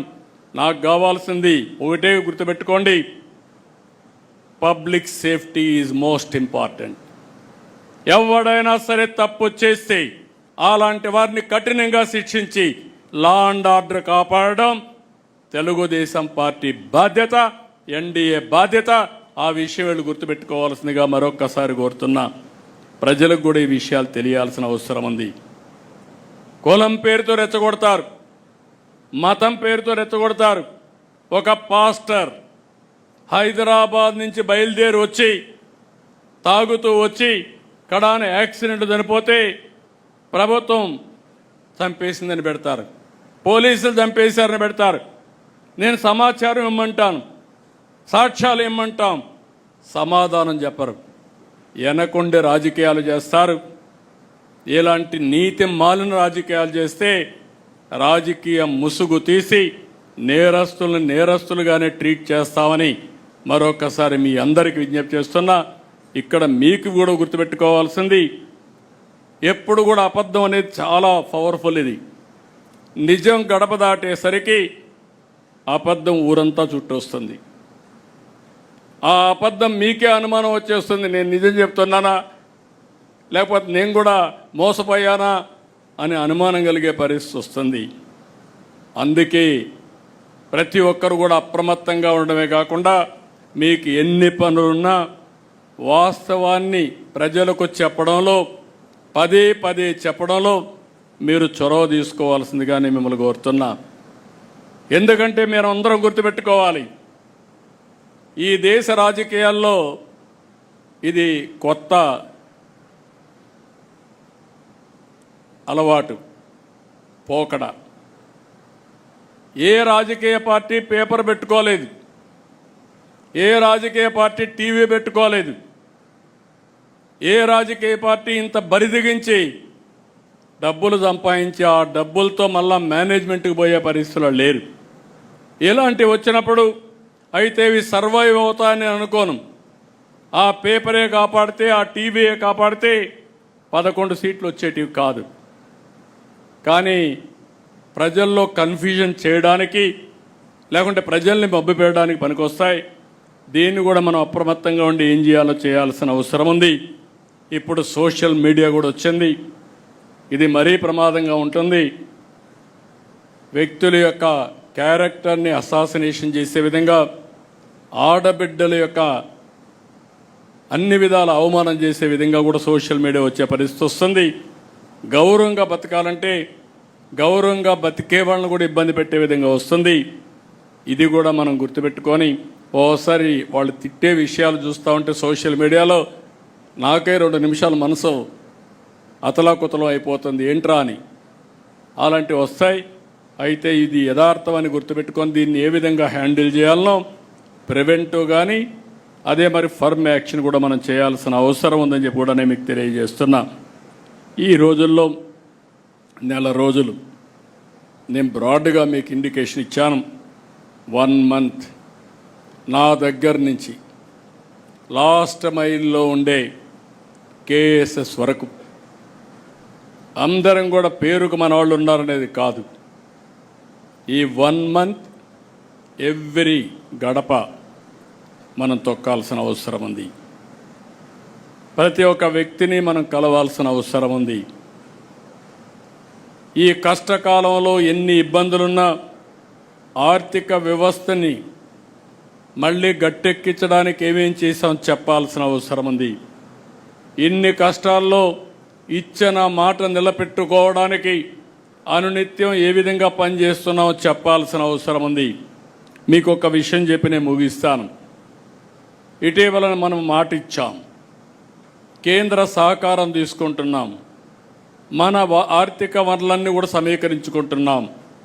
ఎప్పుడూ లేని విధంగా నేను మళ్ళీ కమర్షియల్ ట్యాక్స్ అయితే, జిఎస్టీ అయితే జిల్లా అధికార యంత్రాంగంతో కూడా మాట్లాడుతున్నాను. వాళ్ళకు కూడా అకౌంటబిలిటీ ఫిక్స్ చేస్తున్నాను. వనరుల సమీకరణ కోసం ముందుకు పోతున్నాం. స్ట్రక్చరల్ ఛాలెంజెస్ని, ఇటీవల జరిగినటువంటి ధ్వంసాన్ని 2 నుంచి బయటపడేయడానికి అనేక విధాలుగా ఆలోచించి మాట నిలబెట్టుకోవడానికి సంక్షేమ కార్యక్రమాలు ఇవ్వాలి. నేను పదే పదే చెప్పాను, అభివృద్ధి సంక్షేమం 2 ప్యారలల్గా తీసుకెళ్తాం. అభివృద్ధి జరిగితే ఆదాయం పెరుగుతుంది, ఆదాయం పెరిగితే సంక్షేమానికి అభివృద్ధికి మళ్ళా నిధులు వస్తాయి. ఒక్కోసారి అప్పులు తెస్తే అప్పులు ఇచ్చేవాళ్ళు కూడా ఉండరు. కానీ 5 సంవత్సరాల్లో జరిగింది ఏంటి? అప్పులు తీసుకొచ్చారు. కడాన కొన్ని అప్పులు మీరు చూస్తే 25 సంవత్సరాలు మద్యపాన నిషేధాన్ని పెడతామన్న పార్టీ మద్యపానాన్ని తాకట్టు పెట్టి 25 సంవత్సరాలు తాకట్టు పెట్టి దగ్గర 25,000 కోట్ల రూపాయలు అప్పు తీసుకొచ్చే పరిస్థితికి వచ్చారు. ఎంఆర్ఓ ఆఫీసుల్ని తాకట్టులు పెట్టారు. ఇంకో పక్క మీరు చూస్తే ఎక్కడికక్కడ హాస్పిటల్స్ తాకట్లు పెట్టే పరిస్థితికి వచ్చారు. ఈరోజు మనం వచ్చిన తర్వాత ఏదైతే అమరావతి మానిటైజేషన్ ప్రాజెక్ట్ అది ఈరోజు రైతుల ముందుకు వచ్చారు, భూమి ఇచ్చారు, తిరిగి డెవలప్ చేసి వాళ్ళకి ఇస్తాం. కొంత భూమి ఆఫీసులు కానీ ఇన్ఫ్రాస్ట్రక్చర్ కడతాం, కొంత భూమి మిగిలితే కొన్ని సంస్థలు కూడా ఇచ్చి ఆ మిగిలిన దాన్ని అమ్మితే ఆ డబ్బులతో ఇన్ఫ్రాస్ట్రక్చర్ డెవలప్ చేసే పరిస్థితి వస్తుంది. అయితే ఈరోజు డబ్బులు రాదు, ఇప్పుడు అమ్మితే తక్కువ ధరలు ఉంటాయి, అభివృద్ధి పెరిగితే ధరలు పెరుగుతాయి. నేను హైదరాబాద్లో చూశాను హైటెక్ సిటీ ప్రారంభించినప్పుడు ఆ ప్రాంతంలో ఎకరాలు 1,00,000 రూపాయలు, ఇప్పుడు 100 కోట్ల రూపాయలు. అది దాని విలువ. అభివృద్ధి జరిగినప్పుడు విలువ మారిపోతుంది. ఒక ఇండస్ట్రీ వచ్చినా, ఒక రోడ్డు వచ్చినా, ఏది వచ్చినా. ఆ విధంగా దాన్ని చేస్తే అందరికీ లెటర్లు పంపించారు, వ్యతిరేక క్యాంపెయిన్ చేశారు. ఆ రోజు కూడా ఇదే మారిగా అమరావతి పైన విష ప్రచారం చేసి డబ్బులు ఇవ్వకుండా అన్ని ఏజెన్సీలకు పంపించి ఇష్టానుసారంగా ప్రవర్తించారు. నిన్న మీరు చూస్తే మైనింగ్ అంతా కూడా ప్రొటెక్ట్ చేసి మైనింగ్లో వచ్చే ఆదాయాన్ని చూపించి మనం కొంత అప్పు తీసుకొచ్చి మనం చెప్పిన మాట నిలబెట్టుకోవడానికి ముందుకు పోతున్నాం. దానికి అందరికీ లెటర్లు రాసి ఏదో కాన్స్టిట్యూషనల్ వైలేషన్ అని, మీరు చేసింది చెప్పిన దానికి వ్యతిరేకంగా మద్యపాన నిషేధాన్ని తెస్తామని చెప్పి మద్యపానాన్ని 25 సంవత్సరాలు తాకట్టు పెట్టి డబ్బులు తేవడం అది తప్పు. నేను ఈరోజు short term, medium term, long term balance చేసుకుని అభివృద్ధిని పట్టాలెక్కించి ఆదాయాన్ని పెంచుకుంటూ తాత్కాలికంగా చెప్పిన మాట నిలబెట్టుకోవడానికి అదనంగా కొంత డబ్బులు తీసుకునే పరిస్థితి తీసుకొస్తున్నాం. ఇది తప్పు కాదు. కేంద్రం ఎంత ఇవ్వాలనో అంత తీసుకొచ్చాం. ఈరోజు మీరు చూస్తే పోలవరం డబ్బులు ఇచ్చారు, విశాఖపట్నం స్టీల్ ప్లాంట్కి ఇచ్చారు. మనకు ఇబ్బందులు ఉన్నాయంటే శాసక కింద డబ్బులు తీసుకొచ్చాం. అదే సమయంలో కొంత వెసులుబాటు కోసం మనం ఈ పనులు చేస్తూ ఉంటే అడ్డుపడి ఇవ్వకపోతే ఇవ్వలేదు, ఇస్తే ఎక్కడైనా డబ్బులు తెస్తే ఇవ్వనీయకుండా అడ్డుపడడం, ఇదేం రాజకీయం నాకు అర్థం కావడం లేదు. అంటే ఇంత నీచమైన రాజకీయాలు కూడా చేసి మళ్ళీ ప్రజల్ని మెప్పించాలని ఆలోచించిన వాళ్ళని ప్రజల్లో మనం ఎడ్యుకేట్ చేయాల్సిన అవసరం ఉంది. నేను చాలా స్పష్టంగా ఉన్నాను. నా ఆలోచన short time, medium term, long term 3 కూడా బ్యాలెన్స్ చేసుకొని సస్టైనబుల్ ఎకానమీతో ఆర్థిక వ్యవస్థ సుస్థిరత అదే మరికి స్టేబుల్గా చేసి దీన్ని బ్యాలెన్స్ చేయడం మన ఆలోచన. ఈ విషయాన్ని కూడా మీరు అర్థం చేసుకొని ప్రజల్లోకి తీసుకుపోవాల్సిందిగా నేను మిమ్మల్ని అందరినీ కోరుతున్నా. ఈ కార్యక్రమంలో కావలసిన లిటరేచర్ తయారు చేశాం, పార్టీ మొడాలిటీస్ కూడా తయారు చేశాం. మన వాళ్ళు అవన్నీ ఎక్స్ప్లెయిన్ చేస్తారు. అల్టిమేట్గా నేను ఒకటే చెప్తున్నా, ఎక్కువ మంది యంగ్స్టర్స్ ఉన్నారు, ఎక్కువ మంది ఫస్ట్ టైం ఎమ్మెల్యేలుగా ఎంపీలుగా అయిన వాళ్ళు ఉన్నారు. మీలో ఆలోచన విధానం ఇన్నోవేటివ్గా ఉండాలి. లేదంటే మీరు అర్థం చేసుకునే సమయానికి మీ 5 ఏళ్ళు అయిపోతే మళ్ళా మనం ఎక్స్ఎమ్మెల్యేలుగా ఉండాల్సి వస్తుంది. అది రాకుండా ఉండాలంటే ఎప్పటికప్పుడు కోపప్ చేసుకొని కరెక్టివ్ మెజర్స్ తీసుకొని మీరు ముందుకు పోవాల్సిన అవసరం ఉంది. యాస్పిరేషన్స్ ఉన్నాయి, కార్యకర్తల్లో యాస్పిరేషన్స్ ఉన్నాయి, పబ్లిక్లో యాస్పిరేషన్స్ ఉన్నాయి. అదే సమయంలో ఈ రెండు యాస్పిరేషన్స్ని ఫుల్ఫిల్ చేయాలంటే మళ్ళీ బ్యాలెన్సింగ్ ఉండాలి. ఎక్కడన్నా తప్పులు జరిగితే మళ్ళీ ఇబ్బందులు వచ్చే అవకాశం ఉంటుంది. ఈ విషయం కూడా మీరు గుర్తుపెట్టుకోవాలి. అందుకే ఈ మీటింగ్ తర్వాత మనకు ఒక ఐడియా వస్తుంది. మీరు 1 month మీరు నేను ప్రచారం చేస్తాం. నేను అయిన తర్వాత కూడా మళ్ళీ ఎప్పటికప్పుడు అనలైజ్ చేస్తా. గ్రాఫ్ పెరుగుతూ ఉందా, గ్రాఫ్ తగ్గుతుందా, కాన్స్టిట్యున్సీ కానీ వ్యక్తి కానీ రాష్ట్రం కానీ అన్నీ కూడా ఎక్కడికక్కడ దీన్ని అధ్యయనం చేసుకుంటూ మనం ముందుకు పోదాం. నేను ఎన్నికల ముందు ఒకే మాట మీకు చెప్పా, నన్ను డీటెయిల్స్ అడగద్దండి, సరైన నిర్ణయం తీసుకుంటాను ఆ రోజు చెప్పా. ఆ రోజు నన్ను నమ్మారు, ఎవరు క్వశ్చన్ చేయలేదు. అందుకే ఎప్పుడూ రానంత విజయం 94% స్ట్రైక్ రేట్ వచ్చిందంటే ఆ రోజు తీసుకున్న నిర్ణయాలే కారణం. ఇప్పుడు కూడా నా ప్రణాళిక 2029. ఆ విషయం మీరు గుర్తుపెట్టుకోండి. 1 year అయింది. నేను అందుకే పాంప్లెట్ వేసినప్పుడు కూడా పెట్టాను, సుపరిపాలనలో తెలుగు తొలి అడుగు 4.1 అంటే 4వసారి ముఖ్యమంత్రి మొదటి సంవత్సరం. ఇప్పుడు 2వ సంవత్సరం మీటర్ స్టార్ట్ అయింది. అప్పుడే 1 month అయిపోయింది. I'm calculating month, day, hour and year. So every నిమిషం ఆలోచించుకొని మనం చేయవలసిన పనులు గుర్తుపెట్టుకొని అవి చేస్తూనే అవి సమర్థవంతంగా ప్రజల్లోకి తీసుకుపోవడానికి మనందరం కూడా చేయాల్సిన అవసరం ఉంది. కార్యకర్తల్లో ఉత్తేజాన్ని తేవాలి. అది కూడా మళ్ళీ నేను మాట్లాడినప్పుడు చెప్తాను. అదే సమయంలో ప్రజలకు అందుబాటులో ఉండాలి. రెండు కూడా బ్యాలెన్స్ చేసుకొని ముందుకు పోవాల్సి కోరుకుంటూ ఈ కార్యక్రమానికి వచ్చిన మిమ్మల్ని మళ్ళీ ఒకసారి చెప్తున్నా, ఆషామాషిగా తీసుకోవద్దండి, సీరియస్గా తీసుకోండి. అయితే ఇట్ ఇస్ నాట్ మరీ ఇది కూడా కాదు. నేను అందుకే పదే చెప్తున్నా, ఈ మధ్య హార్డ్ వర్క్ కాదు కావాల్సింది, స్మార్ట్ వర్క్. పార్టీలు కూడా కావాల్సిన స్మార్ట్ వర్క్ కావాలి. ఆ టెక్నిక్స్, ఆ స్కిల్స్ మీకు వస్తే చాలా ఈజీగా ఉంటుంది, సులభంగా ఉంటుంది. రెండోది ఎంజాయ్ చేసే అవకాశం కూడా వస్తుంది. ఎప్పుడు కూడా ఫెటిక్ వస్తుందంటే కారణం ఇష్టం లేకుండా పనిచేస్తే. ఇష్టం లేకుండా పనిచేస్తే కష్టం అనిపిస్తుంది, ఇష్టంగా పనిచేస్తే ఆనందాన్ని, ఎనర్జీని పెంచుతుంది. ఈ విషయం కూడా మీరు గుర్తుపెట్టుకోవాల్సిందిగా మరొక్కసారి కోరుకుంటూ, ఆ దిశగా సుపరిపాలనలో తొలి అడుగు గ్రాండ్ సక్సెస్ అయ్యేట్టుగా 30 days. ఇంకొక పని లేదు, no exemption, no permissions, no టానా, నో ఆట. మీరు అవన్నీ పెట్టుకుంటే మాత్రం ఈడ లేనిపోని ప్రాబ్లమ్స్ వస్తాయి. టాటా చెప్పేస్తారు. మీరు ఆట టానా ఆడిపోతే మీకు టాటా ఇక్కడ చెప్పేస్తారు, అక్కడి నుంచి మీరందరూ ఫినిష్ అయిపోతాం. కాబట్టి ఇవన్నీ గుర్తుపెట్టుకోవాలి. There is no substitute. అందరం కలిసి సమిష్టిగా పనిచేద్దామని మరొక్కసారి విజ్ఞప్తి చేస్తూ అందరికీ నమస్కారాలు. Thank you one and all.